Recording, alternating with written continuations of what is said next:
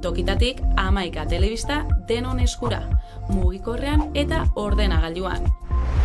Etengabean eguneratzen den informazioa. Hemen 11.eusen.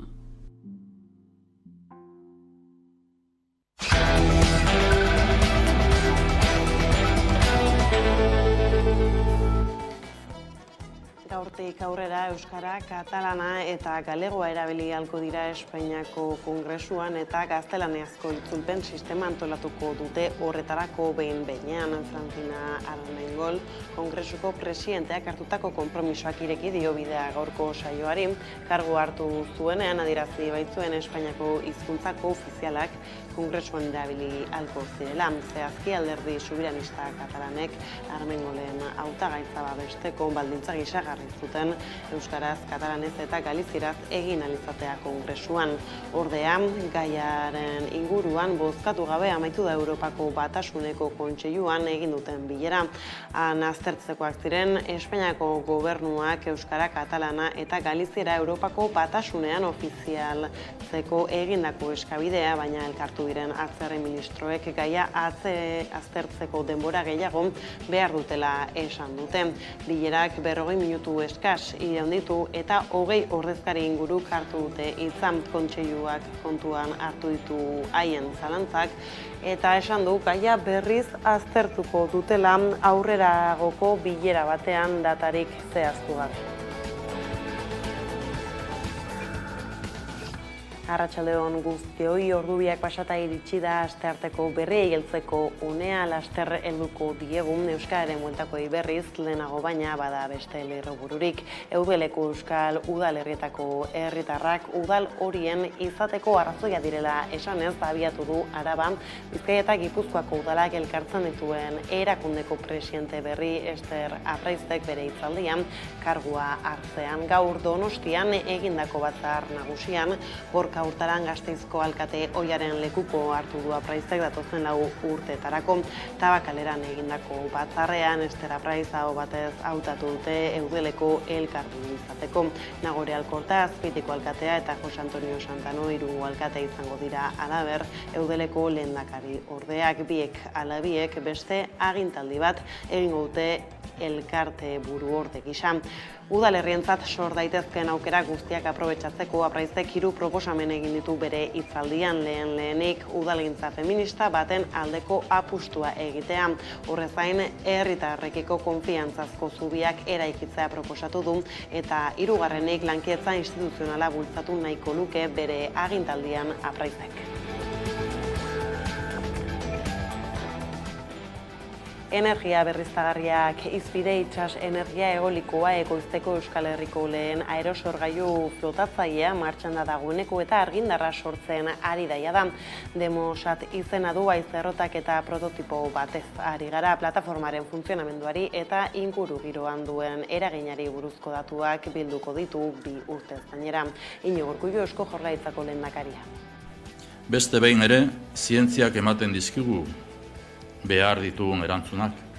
Zientziak eta teknologiak egungo beharrei erantzuna ematen dizki etorkizun oparoa bermatu ahal izateko.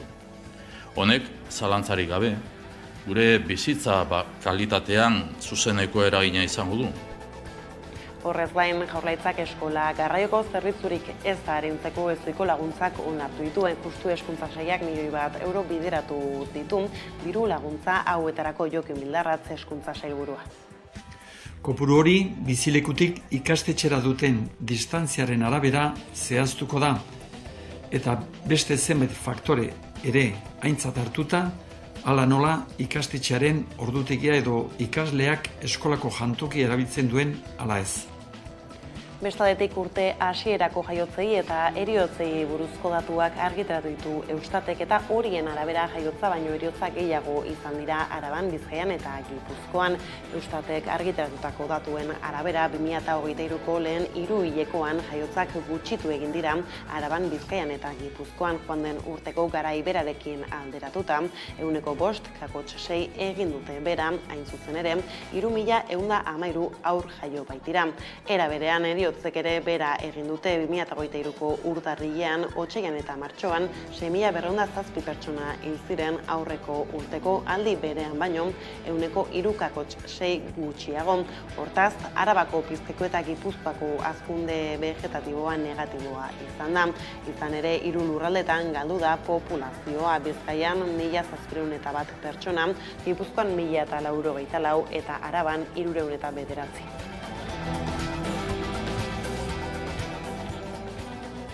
Galder Barbado eta Aitor Zelaia Gazteen aldeko elkartasun oihuak ozen entzun ziren atzo Araban. Ankerkeriari stop plataformak deituta 100 lagunek bat egin zuten arratsaldean bi gazteren aurkako espetxeratze aginduak salatzeko Agurainen, Amurrion eta Gasteizen deitutako elkarretaratzeekin.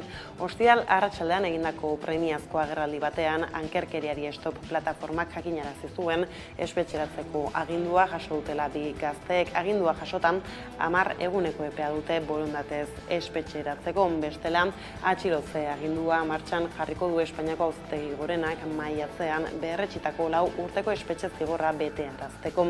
Auzitegi Nazionalak 2021ean ezarri zien zigorra armak eta munizioak gordetzea egotzita.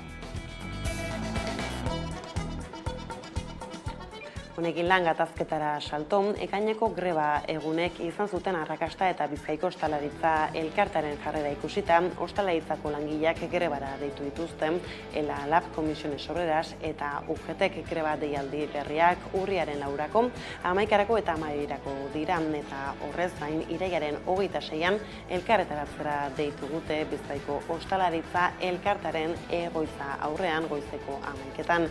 Iñigo Alonso, LAB sindikatuko kidea. Joan den urteko testu inguruan, bai patronalak botatzen zuela nola energia kontsumoak, jatekoak nola gora egiten zuten eta hori erreperkutitu behar zuten. Bueno, esan beharra dago kosteak igo direla 6aren inguruan, 5,9, baina prezioen igoera 9,3 izan da. Eta hori aintzat hartuz, soldatak ez direla 0 igo. Beraz, kontu argia da eta gure ustetan langileen kontura irabazi marginak handitzen dauz. Eguneko lerroburuekin bukatzeko berriz nazioartera begira Lampedusak gainezka egin ostean Italiak etorkinen kontrako jarrera gogortu du. Migratzaileak atxikitzeko epea luzatu du Erromak eta atxilotze zentro gehiago eraikiko dituela jakinarazi du von der Leyenek uhartera egindako bisitaren biharamunean.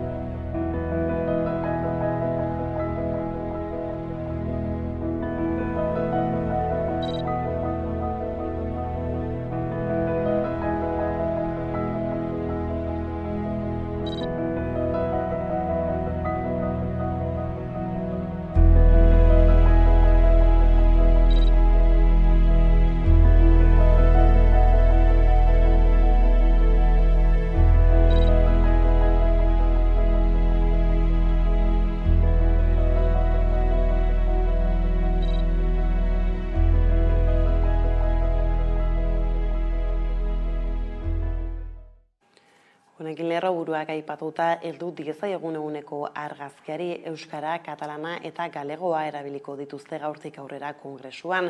Gaurkoa izan da lehenbiziko plenoa eta Jose Ramon Gomez Besteiro, PSOEko diputatuak hartu du hitza galegoz eta gaztelaniaz. Bera izan da beraz, zuzeneko itzulpengintza zerbitzua erabili duen lehenbiziko diputatua. Garbi adierazi du kongresuko araudian ez dagoela jasota gaztelania izango dela bertan erabiliko den hizkuntza bakarra, eta ez duela debekatzen bestelako hizkuntzen erabilera. Gomezen solasaldia moztu du Voxek eta jarraian gelatik irten dira. Buenos días, bon día, eguno. Es una doble honra. Es una doble honra. O sea, que me permite estrear un sistema ya que de me permite simultánea, estrenar el sistema de interpretación simultánea en la que es mi lengua materna.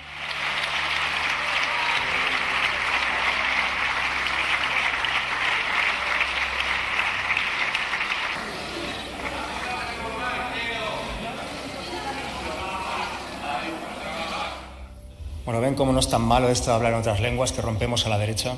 Jo avui aquí parlaré en català, primer perquè puc, gràcies a l'escola catalana. Egunon, buenos días. Euskal Herrian, euskaraz bizi nahi dugu. Euskal Herrian, euskaraz bizi nahi dugu. Hau izan da, eta jarraitzen du izaten Euskaldunon helburua.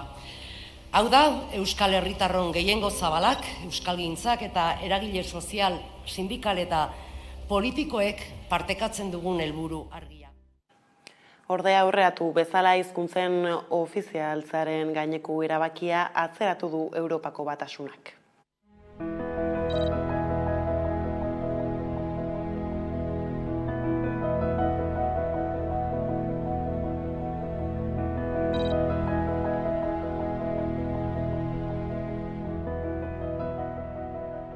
El multilingüismo es uno de los objetivos y de los valores de la Unión Europea y así lo señala el artículo 3 de los tratados, que indica que debe promoverse y protegerse. Basque Country. Euskara milaka jenderen hizkuntza, Europan ofizial izatea urrats bat litzateke gure oinarrizko eskubideak, gure giza eskubideak aipatu ditu. Elsak horiek betetzeko eta euskararen normalizazioan aurrera egiteko. Bide bat dela euskaldunok gure lurraldean, Euskal Herrian bizi dugun egoera zuzentzeko.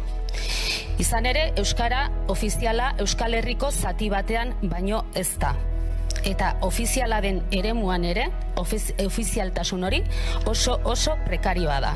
Beti dagoelako Espainiako estatuko muineko instituzioen erabakien menpe.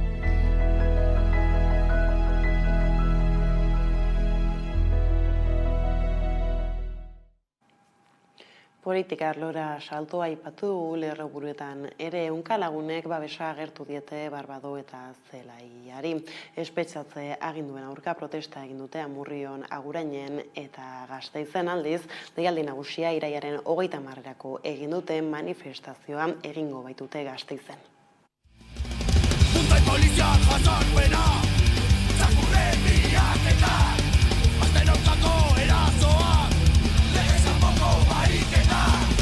Amurrio berriz jopuntuan Aikota galderen atxiloketa Legara morru gorrotoa Haine zaituztegu lagunak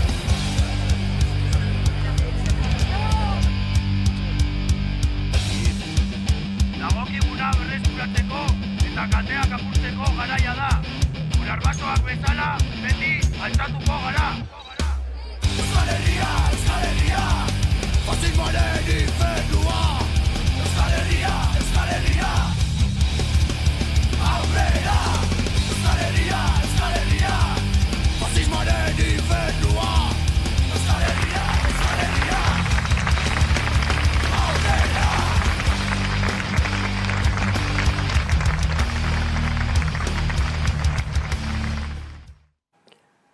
Gaizlatuta berriz de Mossad, haize errota flotagarria argindarra sortzen ari daia da. Udan arbeok azalduko digu jarraian zertan den prototipoa.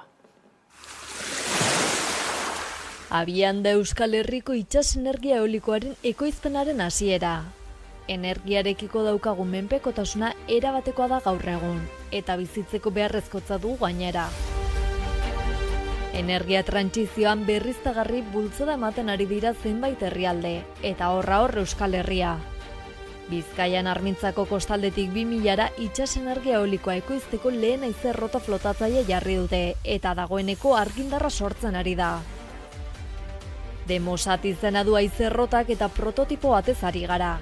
Plataformaren funtzionamenduari eta ingurugiroan duen eraginari buruzko datuak bilduko ditu 2 urtez. Zientzia, teknologia eta berrikuntza babesteko sustatutako ekimen estrategikoen baitan kokatzen da De Mossad proiektua, trantsizio energetikoari eta klimatikoari lotuta. Beste behin ere, zientziak ematen dizkigu behar ditugun erantzunak.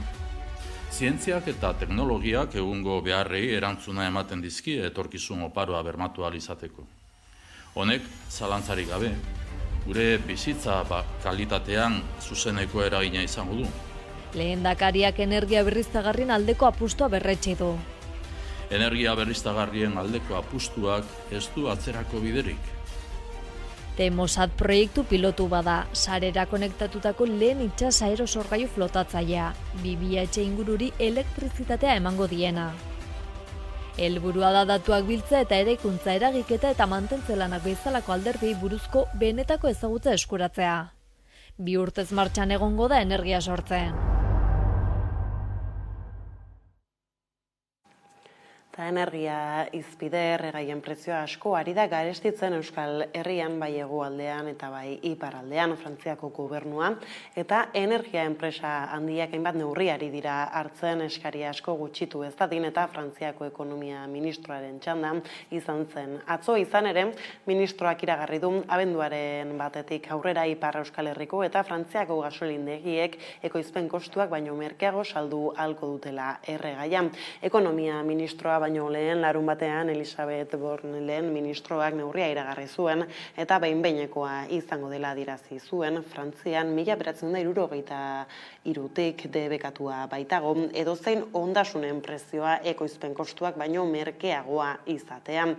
Hala neurri hori aurrera ateratzeko legea aldatu beharko da eta Frantziako asambleak baiezkoa emanez gero abenduaren batean sartuko da indarrean. Batez beste ipar Euskal Herriko gasolindegietan gasoilo litro bakoitzak bat kakotx 94 euroko prezioa zuen atzo eta 95 gasolinaren litroak berriz bat kakotx 91 eurokoa.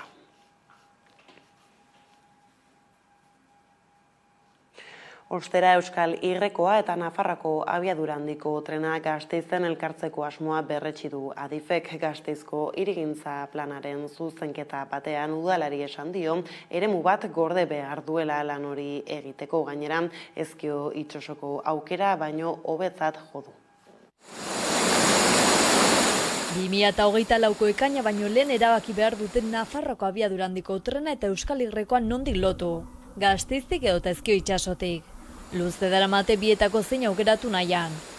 Espainiako gobernuak Gasteizko aukeraren alde egin du. Aukera hori litzateke Iruña eta Gasteiz sakanatik barrena lotzea. Ezkio itsasoko aukeraren aldean 3 aldiz merkagoa litzateke, 700 milioi euro inguru. Gipuzkoako aukerak 2000 milioi euroko aurrekontua baitu.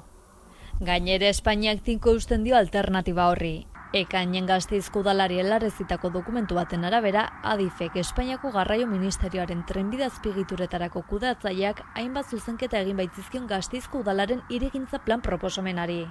Adifek udalari gogoratu dio teknikoki Gasteizko alternatiba horrek izan duela baloraziorik onena Euskal Herriko eta Nafarrako korridorea lotzeko. Beraz ohartarazi dio hirigintza plan horretan lur eremua gorde beharko lituzkeela azpiegitura horren etorkizuneko beharretarako. Dena den Ezkio itsasoko alternatiba mahai gainean dago oraindik, izan ere azken urteetan Jaurlaritza eta Nafarroko Foru Erkidegoa aukera horren alde agertu dira. Testu inguru horretan bietako zein aukeratu baino lehen zundaketa lanak hasi dituzte. Iruña eta Ezkio itsaso loturaren zehaztasun teknikoa zein diren eta zer arketz mota dauden hobeto jakiteko egin dituzte zundaketak, Aralarko mendikatean. Izan ere alternatiba hau aukeratzekotan 22 kilometroko tunel bat egin beharko lukete Aralarren barrena eta ingurumen inpaktua ikaragarria litzateke. Horren aurrean herritarren kezka areagotu da eta Sakanako eta Goierriko zundaketa lanak bertan bera uzte lortu dute. Euskal Herriko panorama aztertuz 2 hamarkada baino gehiago daramate proiektuarekin eta oraindik asko gelditzen da amaitzeko. Euskal Herrikoaren gainegituraren zatirik handiena egina dago, naiz eta oraindik zati esanguratsuak egiteko dauden. Nafarroan aldiz atzeratuago doaz azpiegituraren eren bat amaitzera ere ez baitira heldu. Eta Lapurdiko zatiari dagokionean ara atzerapen gehiago aurre ikusten dira. Frantziako azpiegitura batzordeak 2052ko iragarri du Bordele Tolosa Akize HTaren amaiera. Gasteizko Eraztun Berdearen 19. oinezko itzulian parte hartzeko izena emateko epea irekita dagoia da. Martxa hurrengo urriaren 8 burutuko da, hirigune inguratzen duten parkeetan barrena 29 kilometroko ibilbidearekin. Izen emateko epea urriaren 4 arte egongo da irekita eta horretarako formularioa udaletxearen webgunean edo aurrez aurre gizarte etxeetan bete daiteke.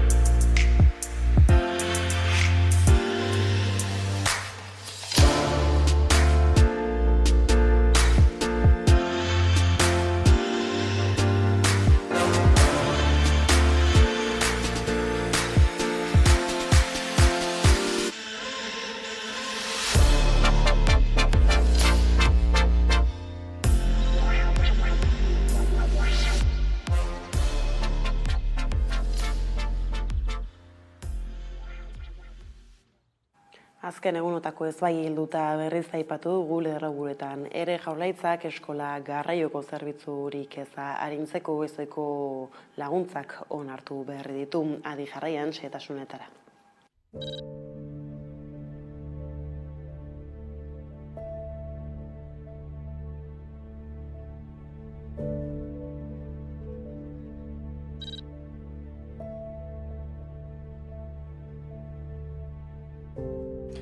Dokumentu bat betetzea besterik ez dute egin beharko, inolako dokumentu gehigarririk edo ziurtagiririk aurkeztu beharri gabe. Familiek denbora tarte labur batean jasoko dute dagokien diru kopurua. Kopuru hori bizilekutik ikastetxera duten distantziaren arabera zehaztuko da, eta beste zenbait faktore ere aintzat hartuta, hala nola ikastetxearen ordutegia edo ikasleak eskolako jantoki erabiltzen duen ala ez. Zenbateko hori kalkulatzeko kontuan hartuko da administrazioak bere langilei laneko bidaiak egiten dituztenean ordaintzen dien zenbatekoa.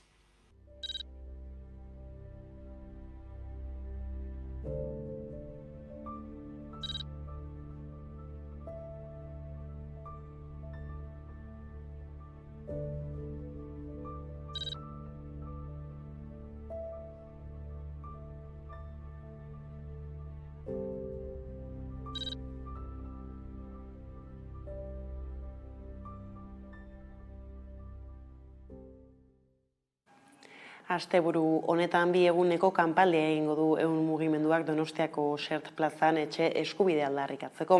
Nabarmendu dute sistema kapitalistan etxebizitza ez dela eskubide bat, negozioa baizik. Horrez gain, Espainiako eta Frantziako estatuak etxeen lapurreta legeztatzen eta errazten dutela azaldu du mugimenduak eta etxe eskubidea bermatzeko irtenbidea Euskal Errepublika sortzea dela.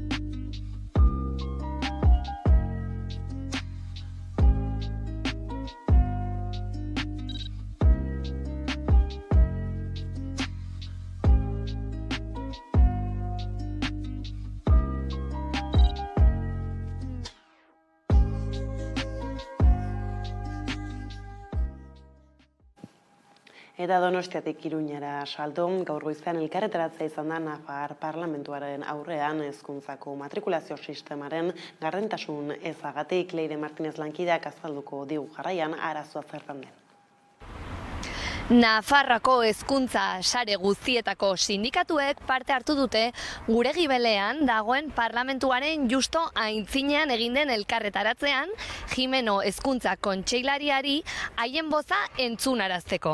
Gardentasun falta salatu dute eta langileen ordezkari gehiago eskatzen dute barne eta kanpo komunikazioa hobetu dadin. Adibidez, errate baterako oso datu esanguratsua da iazko matrikulazio kanpainan 2.350 ikasle matrikulazio epetik kanpo izena eman zutena eskola garaian. 2021 hezkuntza departamentuak ikasleak onartzeko araudia aldatu zuen eta eragile kopurua murriztu zuen. Eta hortik dator sindikatuen haserrea. Kontua da, eskolaratze batzorde hauetan hartzen diren erabakiak benetan importanteak dira, ze matrikula bizi hori probablemente gero eta gehiago izanen da, eta hor, ez egotea sindikatuen ordezkariak edo sindikatu ordezkarien horien, bai, bagaude, baina sindikatuko ordezkari horien presentzia murriztea, uste dugu bidea ematen duela toki horiek opakuagoak izateko. Bada protestak izpiden, bada iragarpen berririk Bizkaiko ostalaritza elkarteren inmobilismoari aurre egiteko, ELA-LAB, Comisiones Obras eta UGTek grebara ditu dituzte ostalaritzako langileak.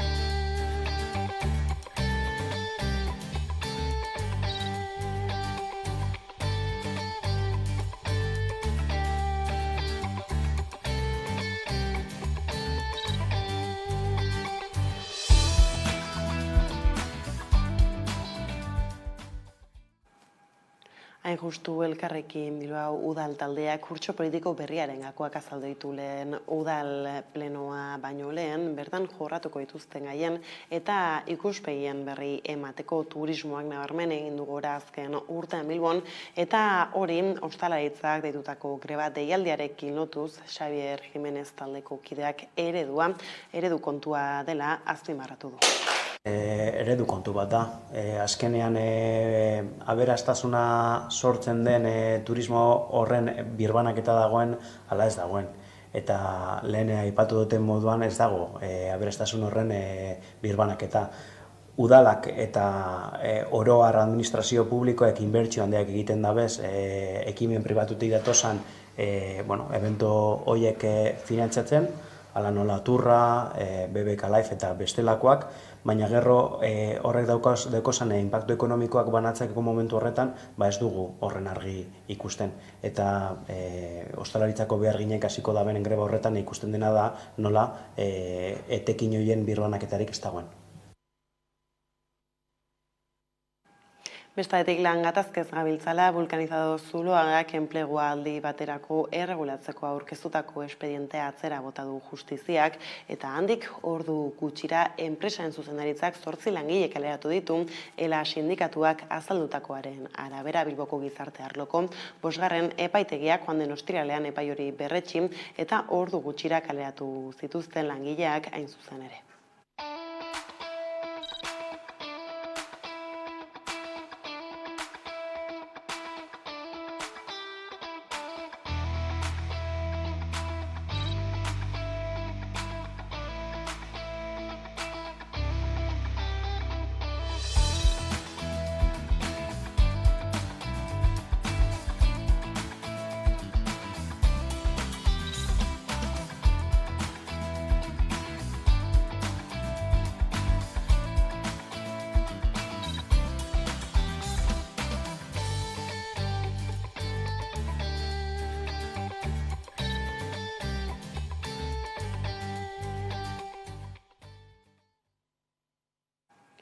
Honekin kulturarlora salto urriaren 7 abiatuko da Nafarroako bertsolari txapelketa eta abenduaren 2 izango da final handia ernexetasunei.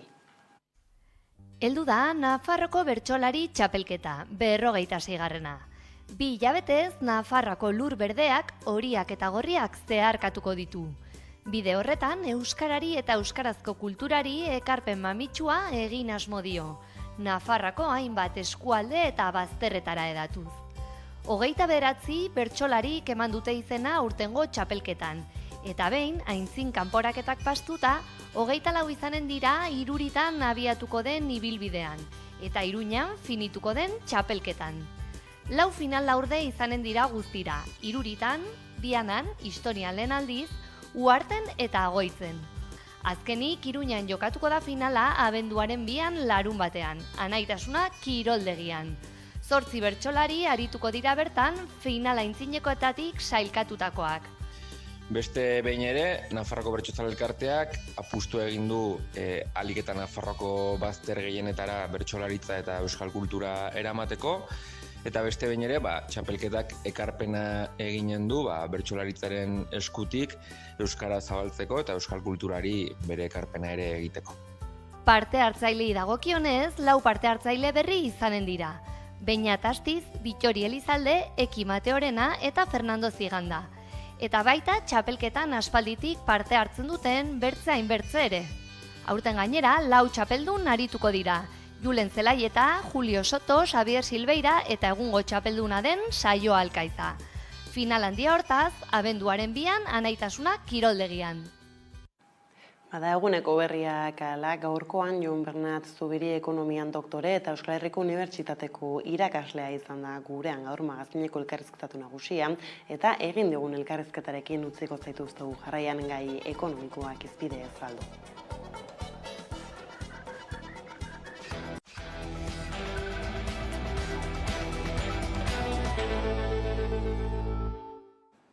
Amabiterdiak pasata iritzi da eguneko elkarrizketa nagusiari ekiteko unea.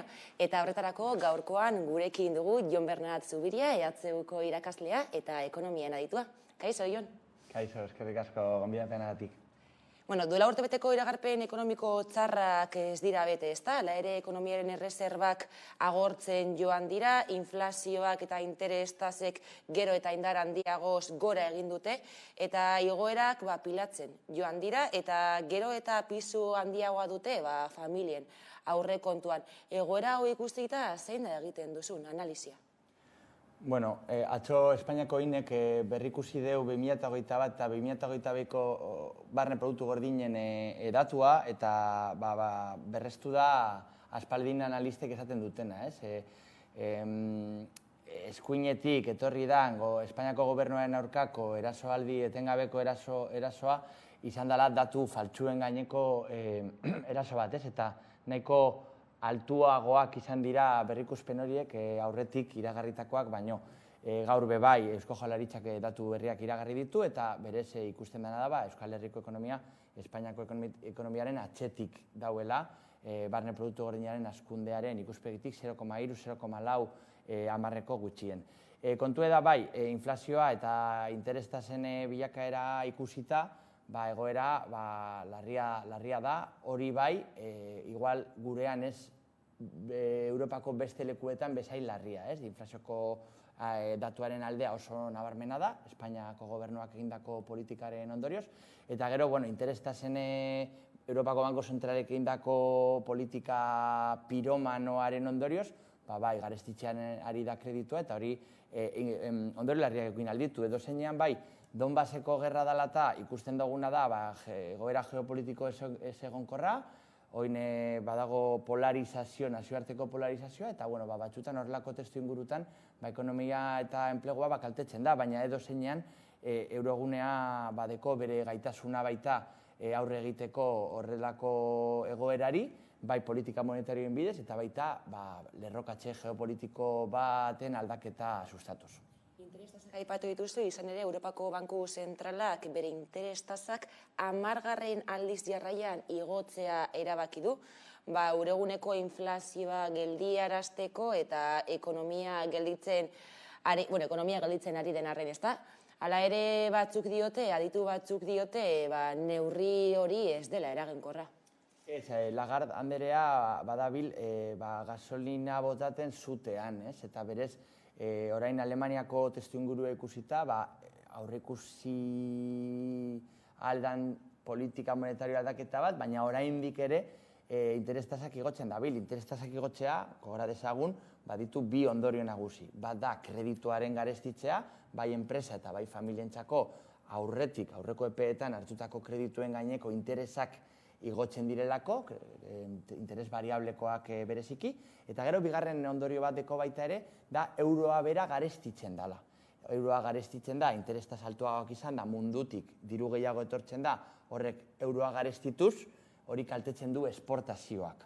Gaur, Eusko Jaurlaritzak, Eustatek iragarritako datua, ikusten dago, azken hiruhilekoan Bizkaia, Gipuzkoa eta Arabako esportazioak 2,5 jeitsi direla, ez? Hau da, politika monetarioaren ondorioz, euroa garestitzea bada ona importazioetarako eta bada txarra esportazioetarako, eta kasu honetan Euskal Industria eta Euskal Sektore esportatzaileak kaltetzen ari dira nahiko nabarmen batean politika monetario oker honen ondorioz.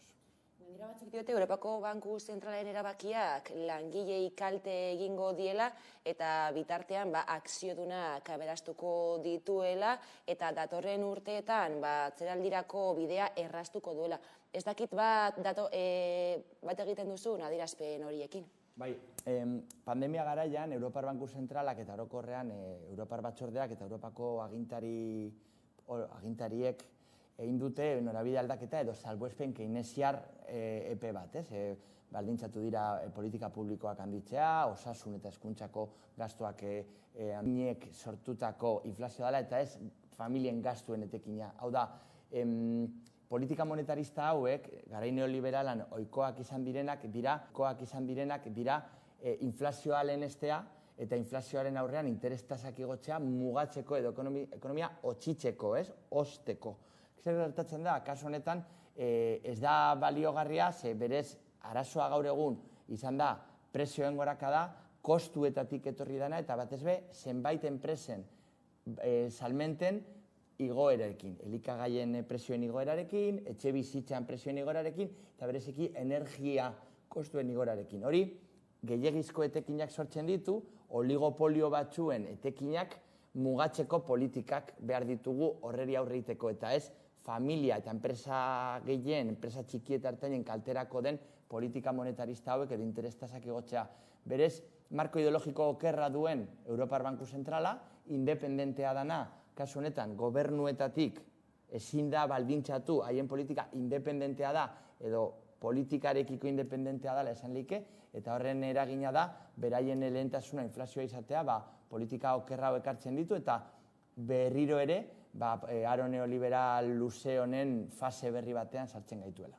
Elikagaiak aipatu dituzu, izan ere, 2022an elikagaiak 15% igo ziren, eta aurten beste 10% igoko dira, eta batez ere lehorteak eta klimalaketak eragindako ustatzaren ondorioz, baina baita ere espekulazioen ondorioz, ezta?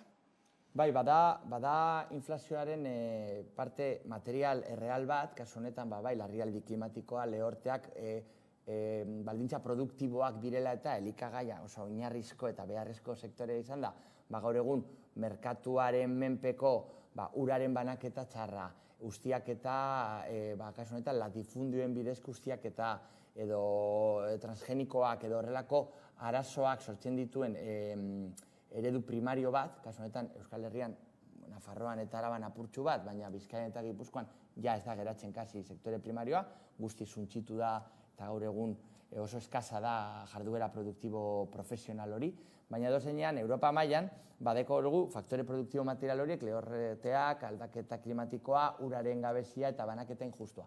Baina gero badago, ja merkatu faktore hutsak edo banaketa faktoreak direnak baita ere, oligopolio baten kontrolpean dauden sektore primario horiek, kasu honetan haragia, barazkiak, produktu primarioak, lekalak eta abar, horrek sortzen ditu salerosketaren joku horretan,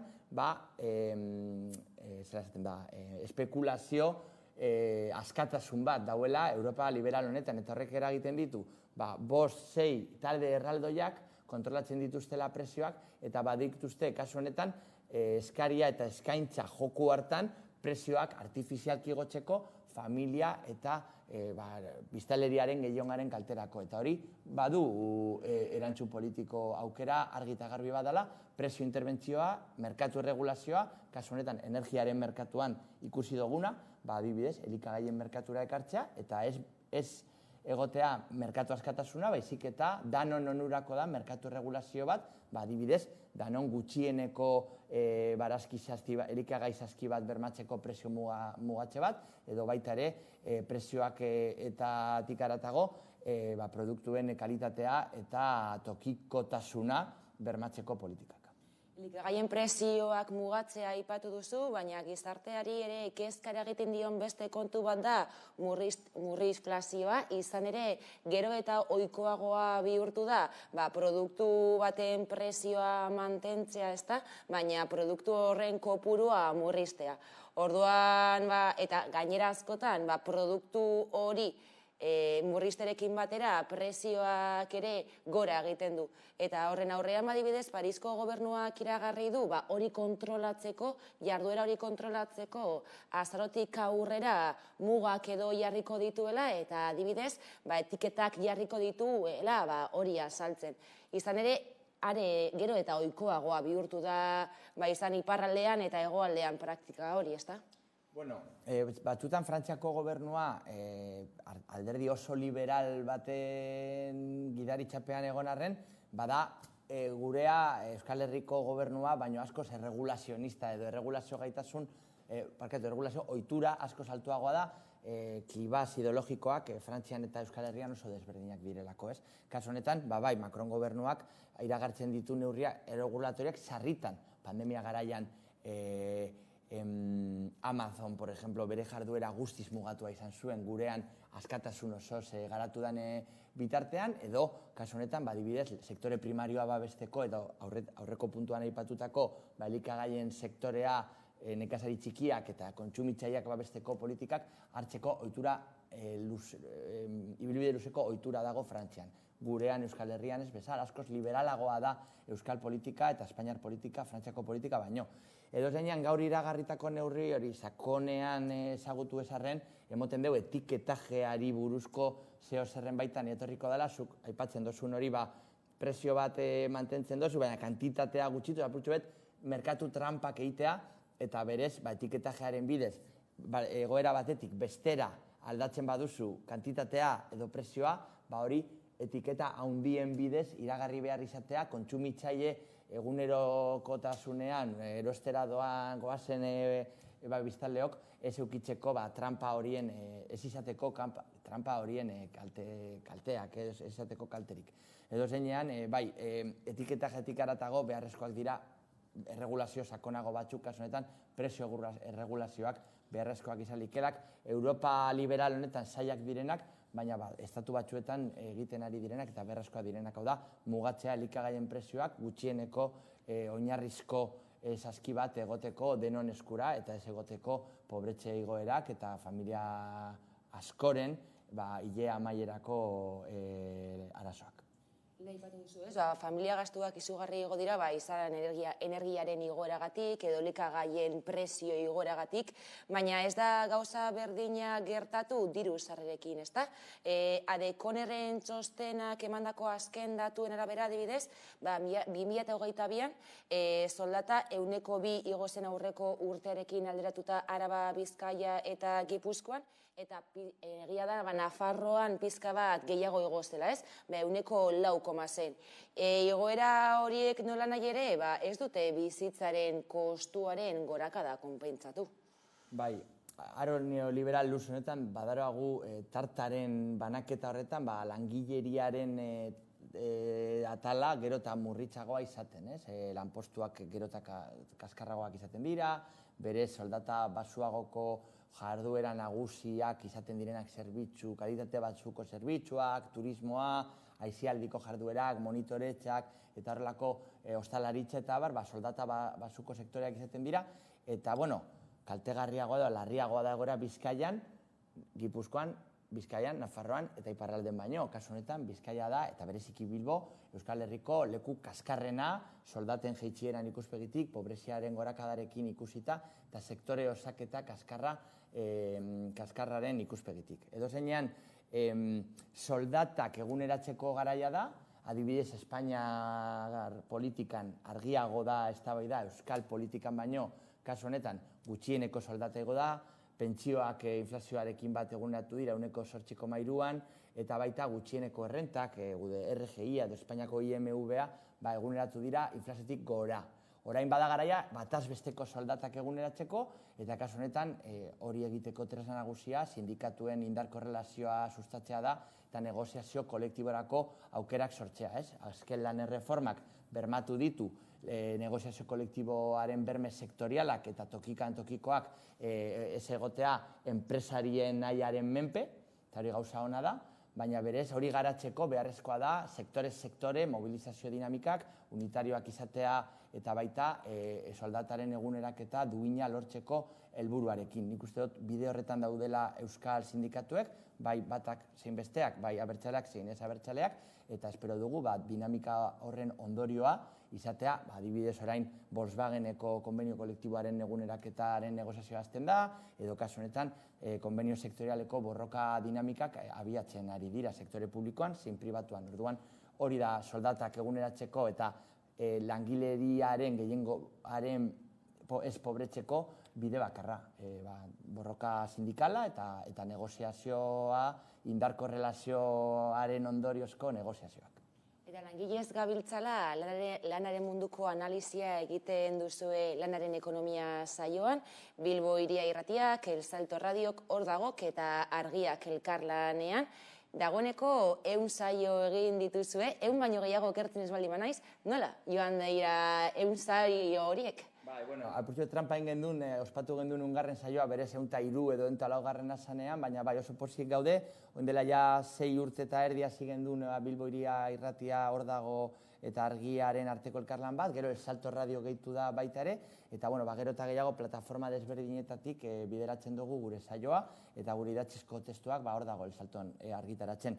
Lantaldea bebai berritzen joan gara, eta ospatxeko jai bat, edo saio berezi bat, zuzeneko saio berezi bat egin duen Euskal Sindikatuekin Kafe Antxokian, eta orain 7. denboraldia prestatzen gabiz, eta laster saio berriekin hasiko gara. Ikasturte berria hasi da, orduan ikasturte berria baita ere zuentzako, urritik aurrera imaginatzen dut ikasturte denboraldi berriaren saioak egongo direla entzungai, ezta? Normalean bi astean behin itzen dugu, prestatzen dugu apurtxu bet lantalde asambleario baten bidez, beti biziatzen dugu kanpo ekonomia eta langileen ikuspegitik egindako ekonomia parte hartzen duen herri mugimenduko jendea, edo unibertsitateko jende kritikoa, edo baita beste analistak, edo eragileak, eta beti egiten dugu baita argiako kasetariekin konexio bat, eta garai batean beste formatu batzuetatik gatoz, baina orain saio monografikoak egiten ditugu, orduan egun bakoitzean gai bat hartzen dugu eta ertz desberdinetatik aztertzen dugu. Lanaren ekonomia saioan, behin baino gehiagotan, izpide izan duzue turistifikazioaren eragina, ezta? Eta gurean dakarren ondorio ez gainera. Tartean Euskal Erakundeek aurten urte honetan Frantziako turra sustatu dute, eta horrek lurraldea merkantilizatzeko eta munduko aberatzen esku usteko joera nabarmendu da, ezta? Azken udaberrian tematu gara turismoaren inguruko gaiekin, 3-4 saio desberdin egin ditugu leku desberdinetatik gai hori aztertuz. Pentsatzen dugulako turismoa eta turistifikazioa badala Euskal Ekonomian eta bereziki Bilbo eta Donosti hiriburuen arazo oso larri bat. Enplegu kaskarrak sortzen ditu, enpresariak baita ere autoesplotazio maila handiko ostalari, komertziante eta barreko joera oso aldakorrak, sasoian sasoikoak, berez agian nabarmena da, politikarien aldetik makroekitaldiak eta horrelako turistifikazio joera sustatzen dela diru publiko asko hor gastatuz, baina gero inok ez du gure bere semea edo bere alaba izatea tabernaria betirako, nahiago dute ikastea eta beste lanpostu batzuetara jotzea. Orduan turistifikazioa baditu alde asko, baina Bilbon ondo ezagutzen dugu, Guggenheim efektutik zelako aldaketak egon diren, hemen ondoan egoten ziren ontziolak eta egoten ziren enpresa handiak eta egoten ziren lanpostu hon sindikalizatuak desagertu ziren, ez bakarrik Bilbon, ezkerraldean zelako eskeleto industrialak geratzen diren, azken ontziola bebai itxita oin dela gitxi izan eta zer ipini dabe horren gainean makroekitaldiak egiteko zentroak, bek bat, edo baita merkatalgune erraldoiak. Hau da, turismo eredu kaskartze horren baitan, turismoa erakartzea izan dela asko politikarien helburua eta helburu oker bat da. Berez ez duelako ekonomia egonkor eta kalitatezko enpleguak sortzen. Orduan, pentsatzen dugu importantea dela hori zaratzea, analizi eta datuen bidez. Makroekitaldiak gero eta gehiago dira gurean, Euskal Herrian, baita musika jaialdi handiak ere, eta horrek herri kulturaren merkantalizazioa dakar. Egin duen beste saio bat, Josu Zabala, Ertzainakeko kidea, Bilbo Hiria Irratiko langile ohia eta kolaboratzailea, berak esan zigun, baina, eta beti zauzie ekonomia eta enplegua eta kulturari buruz ez da zueino ez egiten. Eta berak eukin dugu gogoa kontatzeko zelan, Ertzainak egin ditun lau kontzertu handi horietan, zelako arazoak. Guk ikusita gendun, alabedik egindako elkarrizketa batean hor zegoela ezin egon bat bere aldetik, orduan apurtxu bete amua bota gendun, eta saio bat egin gendun han, eta gauza asko kontatzen ditu, nik orain ezin ditut danak hemen errepikatu, gainera batzuk oso itxusiak direnak, ez bakarrik ekonomikoki, enpresan aldetik, zelako kudeaketa, bankuekin eta kate handiekin, eta baita politikarien aldetik, errekuperazio politiko gaitasun handia egondalako kontzertu haietan, Ertzainak beti borrokan, beti kontrakulturan, beti antagonismo erradikal batean kokatu dan talde bat, eta jende bat de repente, kultura mainstream betiko agintariekin, danak etortzen dira bere seme-alabekin eta danak gara ertzainak zale, kasu honetan, ertzainak abestu duena. Eta edo zeinan, ertzainan kasutik aratago, makroekitaldiek hori salatzeko bebai, ibilbide bat egin dugu baita hor dago aldizkarian, ez? Ez da personalizatu gaitik, baina biz lastur bezalako enpresa hondiek jasotzen ditu diru publiko asko, hau da, diru publikoa da neoliberalismoaren betiko kontua da. Diru publikoa esku pribatuatan jartzen da, eta zuk herri festetan edo gaztetxe batean edo ekitaldi alternatibo bateak ez dozu inolako laguntzarik, eta horrelako Mundaka festival egin zan garaian bebai Mundakan adibidez, ez da bakarrik diru publiko oparo zornitzen dara, baizik eta baliabide publikoak, zerbitzu publiko jartzen dira Debalde, kate irratik, telebista eta irrati publikoan EITB taldean Debaldeko publizitatea jasotzen dabe, eta hori dana, azkenean, horrelako kultura hiperkontsumista, nahiko intrascendentea, egun bateko egoerakoa, nazioartera begira dauena euskal eta gure kultura begira dauena baino, eta hori salatzea bebai beharrezkoa da, kasu honetan, gure eredua beste kultura dalako, eta ez dinot bakarrik nirea, baizik eta euskal herriko joera, adibidez, herriko jaizetan,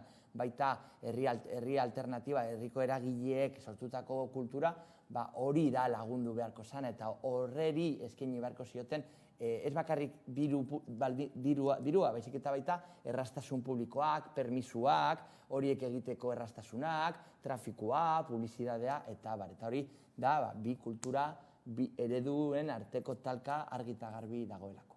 Azken batean, turistifikazioak 11 albo ondorio ditu, eta beste eragin bat bada ere, Euskal kostaldean dagoena, ezta?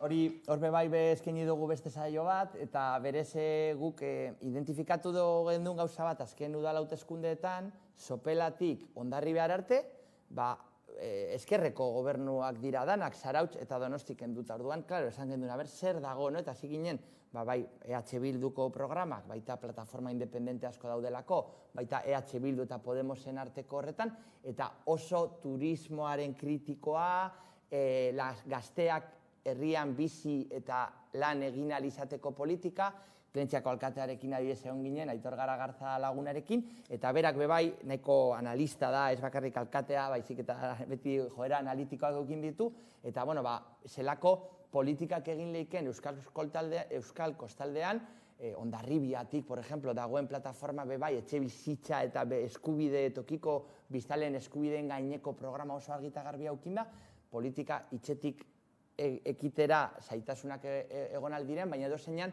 gure aurreikuspena edo gure nahia izan leike Euskal kostaldeko joera politiko berri honek sortzea Euskal Herri osoko aldaketa politikorako joera. Berez, eredu turistiko, kalitate basuko zerbitzu, makroekitaldi eta horrelako apurtxu bet herria saltzeko eta lanpostuak askartzeko joera hau bueltari emon behar datxo, eta horretarako behar da ez bakarrik ekonomikoki ehun produktibo berri bat sortu, baizik eta politikoki horreri bidea emoteko politika egitea.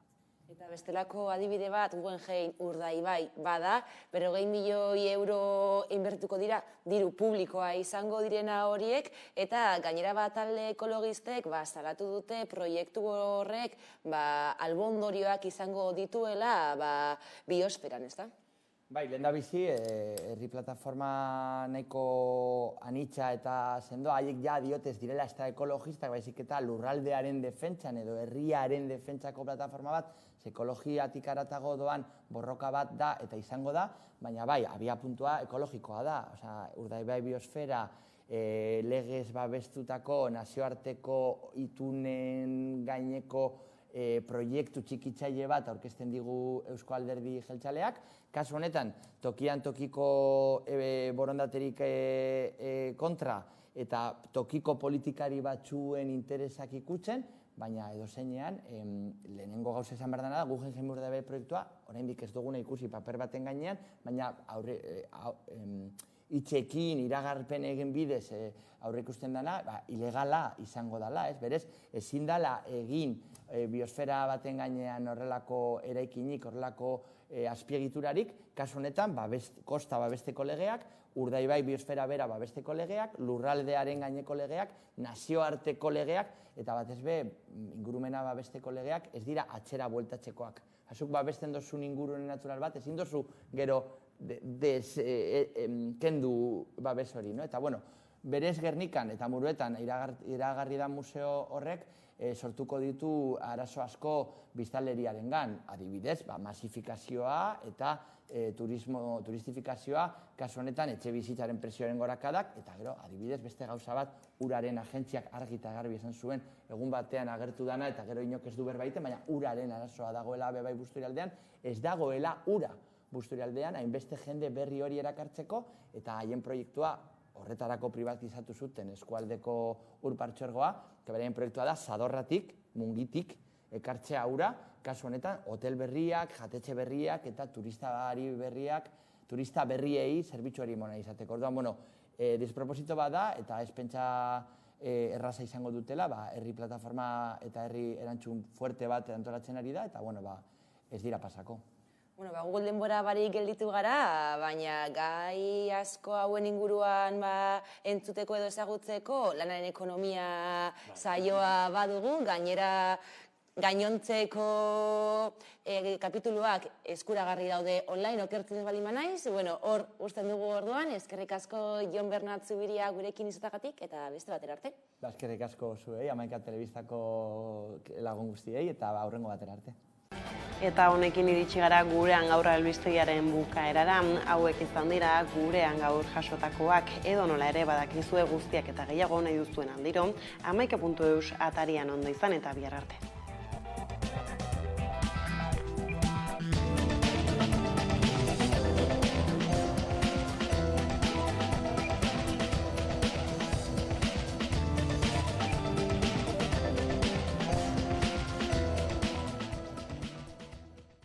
Nik telesailak inoiz ez, sopan etzan naiz banago.